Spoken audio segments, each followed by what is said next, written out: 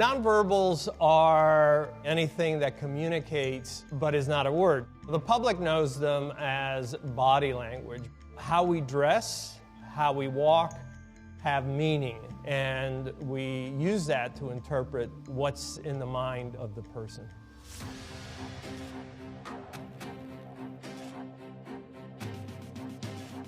My name is Joe Navarro, and for 25 years I was a special agent with the FBI. My job was to catch spies. Most of my career I spent within the National Security Division. A lot of it had to do with looking at specific targets, and then it was about, well, how do we get in their heads and how do we neutralize them? Our security is based on nonverbals. We look at the person through the peephole. We look at who's behind us at the ATM machine. We know from the research that most of us select our mates based on nonverbals. So we may think we're very sophisticated, but in fact, we are never in a state where we're not transmitting information. There's a lot of myths out there.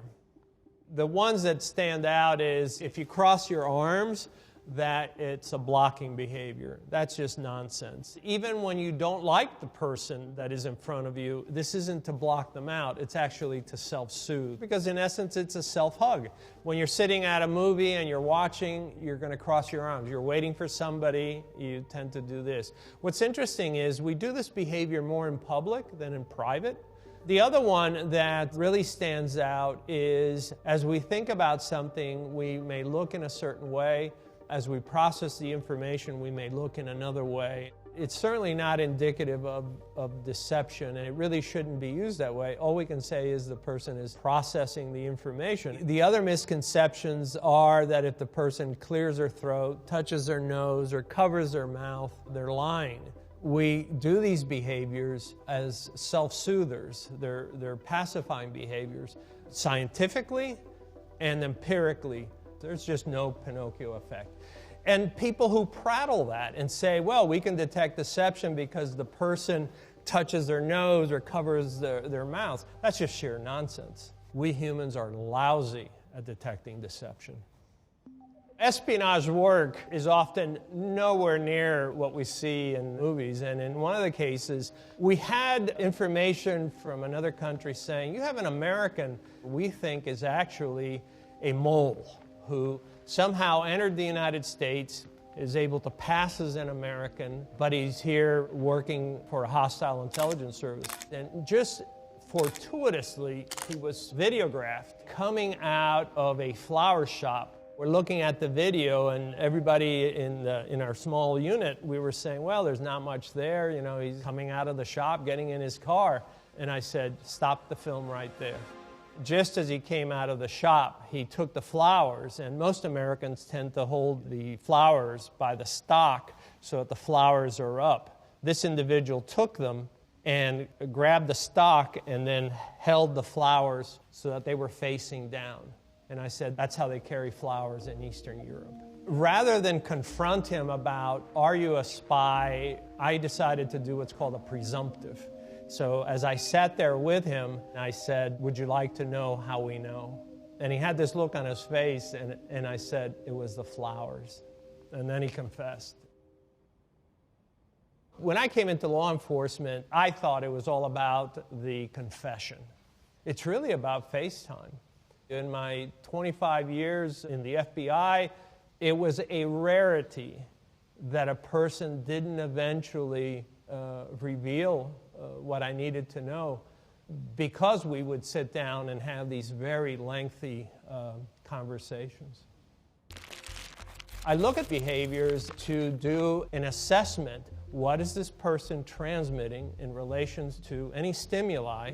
My further questioning comes from my observing these behaviors. The first thing I look at is I look at the hair. Does it look healthy? Does it look well-groomed? The forehead is very interesting because a lot of times we reveal stress. A lot of the things that we have gone through life are often etched in the forehead. I look at the eyes to see if they're red or not enough sleep. This small area here between the eyes called the glabella, it's one of the first areas that reveals information to us. Most often when we don't like something, we do that bunny nose of I don't like. We don't really know what our lips look like, and we tend to compress them. When something bothers us, when something really bothers us, we tend to suck them in. The mandibula, and look at the cheeks. We may do something like this. We'll rub our tongue against the inside of the cheek. But when we try to hide it, then it tells me that this person is trying to do some perception management. And if they are, I want to know why. At the neck, I want to see if there's any head tilt, because head tilt, the person is more relaxed. The minute the head tilt goes away, there's usually some issue. I'm looking at the shoulders. You ask somebody a question and they don't know, both shoulders shoot up very quickly. And then I look at the hands.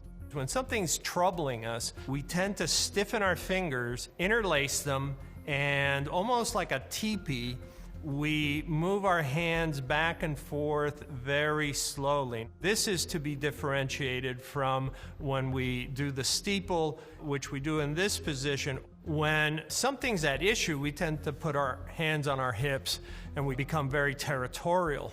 This is called arms akimbo. But look how it changes when we put our thumbs forward, and then it becomes one of more of I'm inquisitive.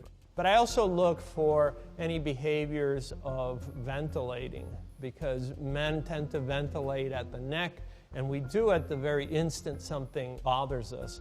And then I look at the legs to see if there's any brushing of the legs with the hands, which is, again, to pacify. And then the feet.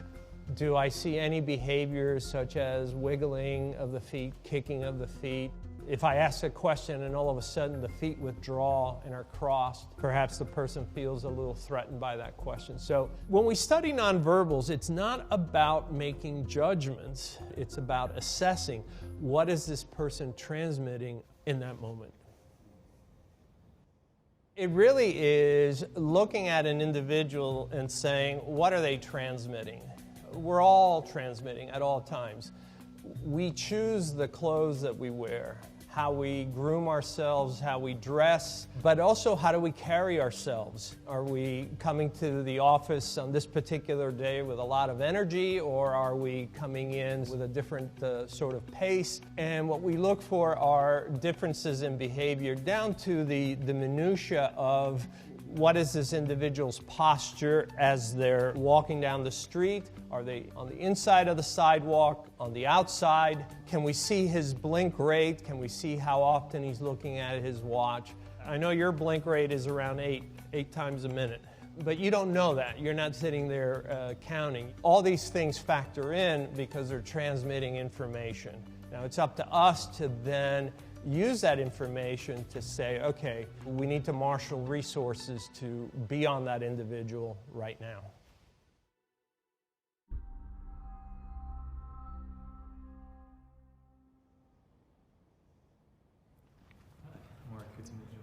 So in most Western cultures, the first time people touch is when they shake hands.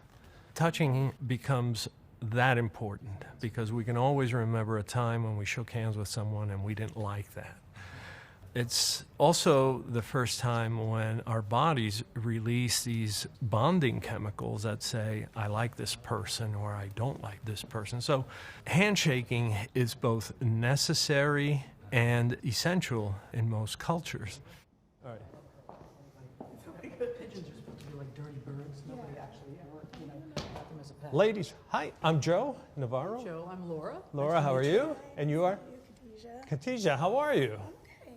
Let me ask you this. Let's back up a little bit. Is this comfortable for you? Yes. Yeah. It's a little bit more comfortable. But it's not for you, is it? Nope. All right. Thank you. All right. So keep talking. What we've done here is we've talked about the importance of space and comfort. They don't realize is how much further apart they are now standing. And it's because we have brought this subject up to make them comfortable about saying, hey, it's okay to be comfortable at your perfect distance. And so now we see when they rock away from each other and they create this space. If you notice, their feet tend to move around more. There's a dynamic going on here where they're kind of trying to find, well, what is the perfect space? What is the perfect distance? And we know that they're unsettled because of the high degree of movement that's going on. Check. Poker is an interesting game. The similitudes of sitting across from a spy or sitting across from players, it's their reactions to a stimulus. We have behaviors indicative of psychological discomfort that we use at home, at work, or at the poker table. So we're going to take a look at poker players and some of the body language that you'll find at a typical poker game.